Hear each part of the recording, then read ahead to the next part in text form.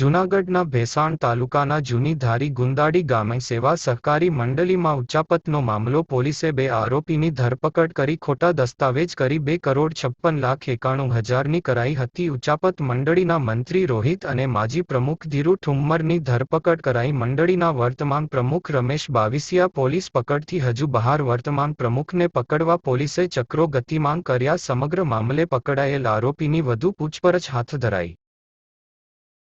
Bhesan police સ્ટેશનમાં આવેલા જૂની ધારી ગુંદાણી શાખા જે સેવા સહકારી મંડળી છે તેમાં તેના માજી પ્રમુખ, હાલના પ્રમુખ, મેનેજર, ભેસાણ શાખા જિલ્લા સહકારી બેંક ભેસાણ શાખાના મેનેજર તથા મંત્રી, આ 4 આરોપીઓએ મળી અને આ જે જૂની ધારી ગુંદાળી છે તેમના સભાસદો, તે પૈકીના 63 સભાસદો પૈકી 40 સભાસદોમાં ખેડૂતોને જે શાકપત્રને ધિરાણ મળવાપાત્ર છે તેના કરતાં વધારે ધિરાણની ફાળવણી કરેલી અને અન્ય 23 જે સભાસદો છે તેમના ધિરાણના શાકપત્ર મંજૂર થયાના હોવા છતાં પણ આમના છે એ ધિરાણપત્ર મંજૂર કરાવેલા.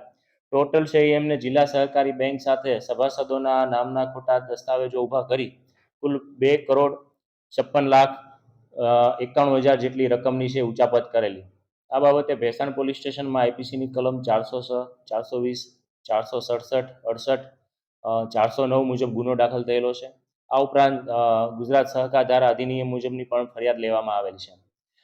તે પૈકી 2 આરોપી છે રોહિત અમૃતલાલ અમરોડા અને ધીરુભાઈ ગુસાભાઈ ઠુમ્મર.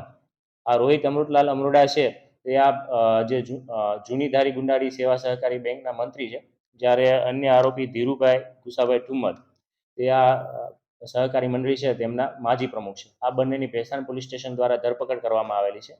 જ્યારે અન્ય એક આરોપી જે ભેસાણ શાખાનો મેનેજર છે રમેશ રામાણી, તે હાલ જેલમાં છે. આ ઉપરાંત અન્ય જે વર્તમાન પ્રમુખ છે રમેશ બાવિસિયા, તેને અટક કરવા માટે જે અલગ અલગ ટીમો છે પોલીસની મહેનત કરી રહી છે. જે રમેશ રામાણી છે તે ભેસાણ શાખાના મેનેજર હોય જે તે સમયે તેના વિરુદ્ધ આ 3જો ગુનો દાખલ થયેલો છે. હાલ તે જ્યુડિશિયલ કસ્ટડીમાં છે અને તેને જૂનાગઢ જિલ્લા સહકારી બેંકની ભેસાણ શાખામાં મતલબ આ જ રીતે આના પહેલાં પણ સોડવડરી અને અન્ય એક સહકારી મંડળી સાથે છે ત્યાંના મંત્રી અને પ્રમુખના મદદથી ઉચાપત કરેલી છે.